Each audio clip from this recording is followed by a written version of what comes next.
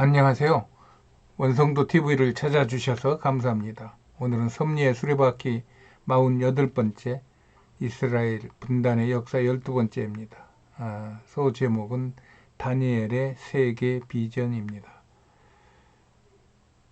저는 앞에서 구약이 끝났다고 말했어요. 그것은 히브리 성경의 모세 오경과 예언서를 말한 것이고 아직 성문서는 끝나지 않았어요. 성문서 중 다른 룻기나 에레미야, 에가나 역대기나 자아몬이나 전도서는 앞에서 이미 언급을 했고 다니엘서와 시편이 남아 있는데 오늘은 먼저 다니엘의 세계 비전이라는 제목으로 다니엘에 대한 이야기를 해보겠습니다. 앞에서 에스겔이 바벨론에 포로되어 바벨론의 그발강가 사로잡힌 자들에게 예언하고 있을 때 또 다른 포로 다니엘은 바벨론의 왕궁에서 바벨론의 총리로 있었어요. 그때 하나님께서 바벨론과 온 세계에 닥칠 일들을 보이시며 바벨론 왕을 통하여 하나님의 나라를 선포하게 하시는 것이 다니엘서의 이야기입니다. 이렇게 다니엘은 바빌론의 느부갓네살에게 주전 607년 포로로 끌려가 고레스가 바사를 일으킬 때까지 약 70년을 바벨론에서 살고 그 이후로도 조금 더 사는 것으로 되어 있습니다.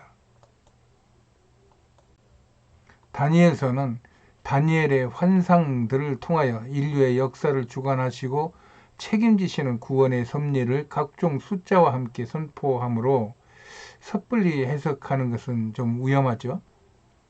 다니엘서가 하나님의 뜻대로 행하기를 추구하는 사람들의 구원을 통해 하나님 나라의 궁극적 통치를 확신시키는 그 요한계시록과 성경의 짝을 이루고 있음은 확실해요.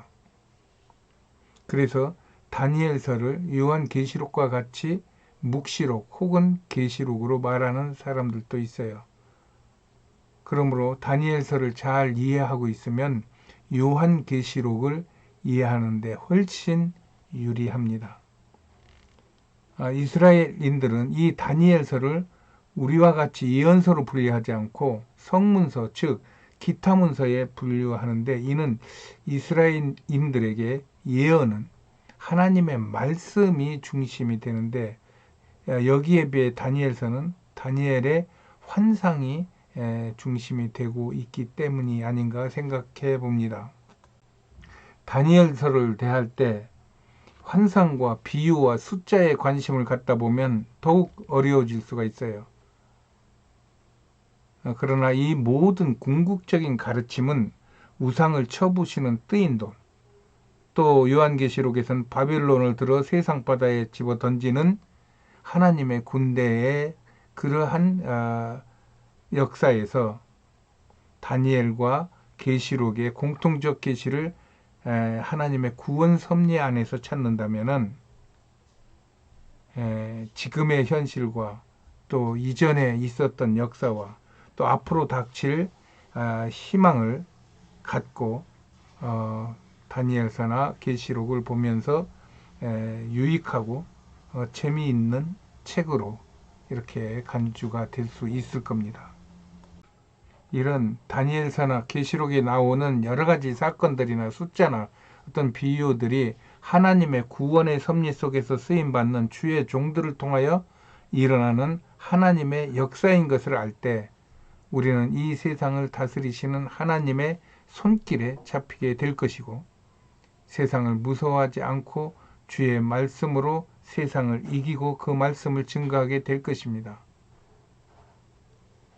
이것이 예수님의 대우임 안에 들어있는 내용입니다. 다니엘은 이렇게 하나님의 예언, 즉 말씀에 의하여 움직여지는 세상을 직접 그 말씀과 또 그런 환상 속에서 체험을 하면서 세계를 품었던 특별한 세계 비전을 가지고 있었던 그러한 선지자였어요. 그럼에도 그 예언을 직접 듣는 다니엘도 듣고도 어안이 벙벙하고 혼이 나가버리는데 이것을 우리가 명쾌하게 푼다는 것은 욕심이 큰 것입니다. 그래서 나는 다니엘서의 해석보다는 다니엘서를 축약해 보았어요. 성경의 내용을 이해하기 쉽도록 문장과 단어를 조금씩 변경하여 그 내용을 줄인 것으로 내용 정리는 각자가 하면 될 것 같습니다. 1장은 유다 왕 여호와김 3년에 바벨론 왕이 다니엘과 하나냐와 미사엘과 아사랴를 잡아와 그들의 이름을 고쳐 다니엘은 벨드사살, 하나냐는 사드락, 미사엘은 메삭, 아사랴는 아벳느고라고 고친 후 그들을 왕궁에서 살도록 돕습니다. 그러나 다니엘과 이 세 친구는 바빌론 음식을 먹지 않고 채소만 먹으며 이방인의 풍습과 섞이지 않았으나 하나님의 도우심으로 사람들에게 인정받으며 살다가 다니엘은 고레스 왕 바사국을 세울 때까지 바빌론에 있습니다. 2장에서는 다니엘이 잡혀간 지 2년 뒤에 느부갓네살 왕이 꿈을 꿔놓고 무슨 꿈을 꿨는지 모르는 거예요. 그러자 다니엘이 이 꿈을 해석을 해주는데 다니엘은 느부갓네살 왕이 꾼 꿈이 머리는 정금이요 가슴과 팔들은 은이요 배와 넓적다리는 노시요 종아리는 철이요 발은 얼마는 철이고 얼마는 진흙으로 된 큰 신상이 뜨인 돌에 부서지는 그런 꿈을 꿨다고 알려줘요. 그리고 연이어 그 꿈은 세계가 바벨론, 바사, 헬라, 로마 세계 연합으로 바뀌다가 결국엔 하나님의 나라로 이어질 것이라고 해몽을 해줍니다.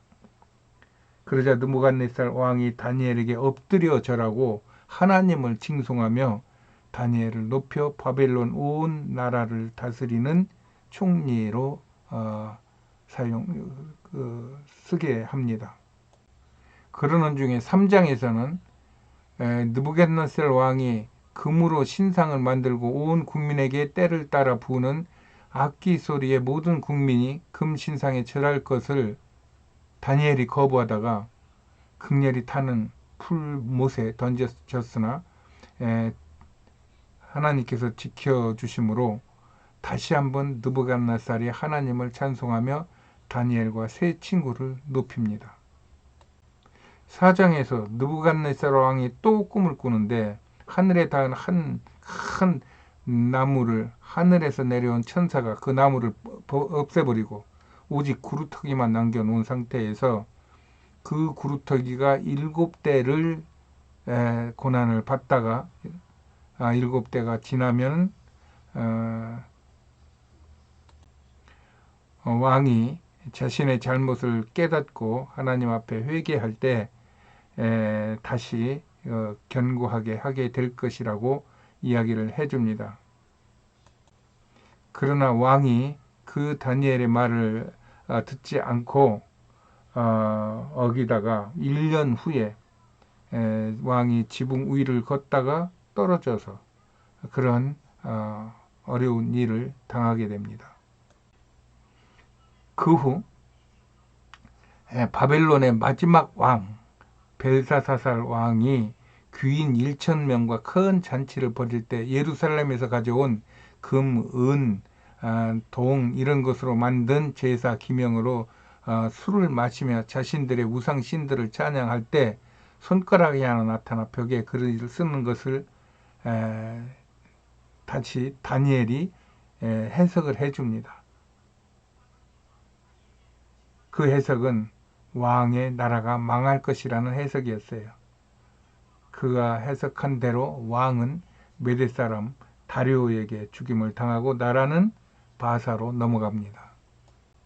6장에서는 다리오가 다리우스라고도 하는데 전국을 통일하여 120도를 만들어 그 방백 120명을 세워 다스리는데 그 중에 다니엘이 수석이었어요. 그러니까 다니엘은 바벨론에서도 총리였고 그 다음에 바사에서도 총리직을 맡았던 것입니다. 그러자 다른 총리들이 시기하여 누구든지 왕 외에 무엇을 구하면 사자굴에 던져 넣겠다고 한 왕의 금령이 있었는데, 다니엘이 날마다 문을 열어놓고 하나님 앞에 기도하는 것을 아는 그들이 밀고를 해서 결국 다니엘이 사자굴에 던져지게 됩니다. 그러나 다니엘이 사자굴에 던져질 때 그 사자굴에 던지던 사람은 사자한테 잡혀먹는데, 다니엘은 사자들과 함께 같이 논일며 다시 나옵니다. 그러자 다리오 왕이 하나님을 칭송하며 모든 바사 사람들도 하나님을 두려워하고 섬기라고 하는 어명을 내려요. 그러다가 7장에서는 다니엘이 이제 꿈을 꿔요. 그리고 그 꿈의 내용을 기록을 합니다. 그 다니엘은 그의 꿈에서 네 짐승, 즉 사자, 곰, 표범, 10뿔 달린 그 이상한 짐승이 바다에서 나오는데, 성경에서 바다를 말할 때는 이게 세상을 이야기를 할 때가 많습니다. 바다에서 나오는데 이것들이 몰려다니면서 세상을 요란케 하니까 하늘 왕좌에서 심판을 받아 죽임을 당합니다. 그리고 그 시체가 불바다에 던져져요. 그리고 천사는 이 네 짐승들이 앞으로 일어날 세상의 네 왕임을 알려줘요. 이런 말을 듣자 천하의 다니엘도 중심에 번민이 가득하여 낯빛이 변하고 하나님의 그 크고 두려운 일을 보고 있는 것입니다. 다니엘은 이때 영안이 열려서 그런 무시무시한 세상에 그런 그 전쟁이 일어나는 것과 이런 것들을 다 보았을 것입니다. 이때가 기원전 약 500년경에 페르시아 전쟁, 페르시아하고 바사죠. 지금 페르시아하고 그리스하고 맞붙어 가지고 30년인가 이렇게 싸우면서 마라톤 전쟁도 일으키고 살라미스 전쟁도 있었던 그 30년 동안 싸웠던 수십만이 이렇게 맞붙어 가지고 싸웠던 그런 엄청난 전쟁이 있기 바로 직전이었는데, 다니엘은 그것을 본 것 같습니다. 그러던 중 다니엘은 8장에서 또 이상을 보는데, 그것은 두 뿔 가진 수양이 세 개를 휘젓고 있을 때 서쪽에서 또 수염소가 와가지고 두 뿔 가진 수양을 쳐서 짓밟고, 이후에 이 수염소에게서 뿔 넷이 나서 서로 싸우는 것을 보게 됩니다. 이에 대해 가브리엘 천사는 수양은 메데어 파사고 수염소와 네 뿔은 알렉산더와 그의 장수들이라고 얘기하면서 그의 장수들이 알렉산더의 영토를 내분해 가지고 나누었던 역사를 이야기하고 있는 것입니다. 그리고 이 네 뿔 달린 염소, 이거는 이제 헬라로 보고 있는데, 이 염소가 장차 여호와께 드리는 성소를 부시고 제사를 제하여 버리고 거룩한 백성들을 멸하며 2300주야 동안 득세할 것이라고 알려줍니다. 이에 다니엘이 또 그 이상을 인하여 놀랍고 혼절하여 이번에는 수의를 앓다가 겨우 일어나서 왕께 맡은 총리 직분을 수행을 한다고 성경인 기록이 되어 있습니다. 9장에서는 아까 70년 만에 메대 사람 아하수에로의 아들 다리오가 바사왕이 된 이야기를 그 앞에서 했습니다. 여기 9장에서는 그 소식을 듣고 다니엘이 기도를 합니다. 그의 기도 내용입니다. 크시고 두려워할 주 하나님, 주를 사랑하고 주의 계명을 주시고 인자를 베푸시는 주님, 우리는 이미 반역하여 주의 법도와 규례를 떠나 범죄하였더나므로 우리가 사방으로 쫓겨 수욕을 당하고 있나이다.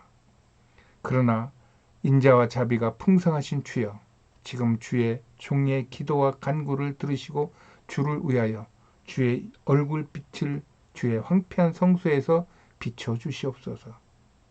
우리가 주의 앞에 간구하옵는 것은 우리의 의를 의지하는 것이 아니고 주의 큰 긍휼을 의지하여 간구하오니 주여 들으소서, 주여 용서하소서, 주여 들으시고 행하소서, 지체하지 마옵소서. 나의 하나님이여, 주님 자신을 위하여 하시옵소서. 이는 주의 성과 주의 백성이 주의 이름으로 일컫는 바 됨이니이다. 라며 피 끓는 기도를 하며 예언자의 참 모습을 보여줍니다.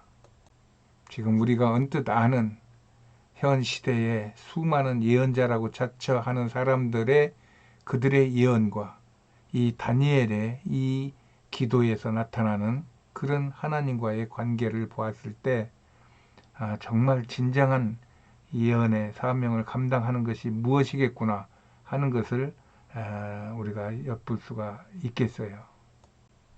그러자 가브리엘이 다시 날아와서 가로되 다니엘아 너는 크게 은총을 입은 자라. 그런즉 너의 기도로 인하여 하나님께서 70일에가 지나면 이스라엘의 죄악을 영원히 용서하실 것이며 또 지극히 거룩한 자가 기름 부음을 받아 왕이 될 것인데 그때까지 이 땅은 전쟁으로 황폐할 것을 알려줍니다. 10장에서는 다리오의 뒤를 이은 바사왕 고레스 3년에 다니엘에게 곧 큰 전쟁이 일어날 것을 보여지자 세 일해 동안을 슬퍼하며 금식하며 기도하다가 몸에 힘이 빠져 깊이 잠이 들어 있어요. 그때 한 손이 다니엘을 일으키고 다니엘이 주여 그 이상을 인하여 내가 힘이 없어졌나이다 하자 사람의 형상 같은 것이 나타나 두려워하지 말라 평안하라 너희 군대 미가엘이 너를 도우러 올 것이다 라고 위로합니다. 하나님의 위로를 받는 다니엘입니다. 11장에서는 가브리엘이 자신이 다리오를 강하게 하여 바사를 세우게 했다고 이전의 일을 말하며 앞으로는 바사는 분열될 것이고 알렉산더와 그의 후계자들이 일어나서 헬라로 나뉘어 세상을 요란케 할 것을 이야기해 줍니다. 그리고 가브리엘은 12장에서 계속하여 한때, 두때, 반때를 지나서 성도의 권세가 다 깨어지기 전에 대군 미가엘이 남은 자를 구원하러 올 것이다. 그때에 책에 기록된 모든 자가 구원을 얻어 빛과 같이 빛날 것이나 그렇지 못한 자는 무궁히 부끄러움을 입을 자도 있을 것이라고 끝날에 대한 이야기를 해줍니다. 그러면서 매일 드리는 제사를 폐하며 멸망케 할 미운 물건을 세울 때부터 1290일을 지내고 1335일까지 기다리는 사람이 복이 있음을 알려주면서 다니엘서가 끝납니다. 여러분은 이런 다니엘에게서 무엇을 느끼시나요? 저는 다니엘에게서 아버지의 뜻을 따라 이 땅에 오셔서 갖은 고난과 그런 핍박과 또 죽임을 당하시면서까지 세상을 구원하신 예수 그리스도의 그 마음이 다니엘과 겹쳐지는 것 같은 느낌을 받았습니다. 그래서 다니엘을 더 가까이 하기로 했고 더 자주 다니엘서를 읽어보려 합니다. 여러분들에게도 다니엘서가 여러분들하고 가까운 친한 책이 되면은 더 좋겠어요. 저는 오늘은 여기까지 하겠습니다. 안녕히 계세요.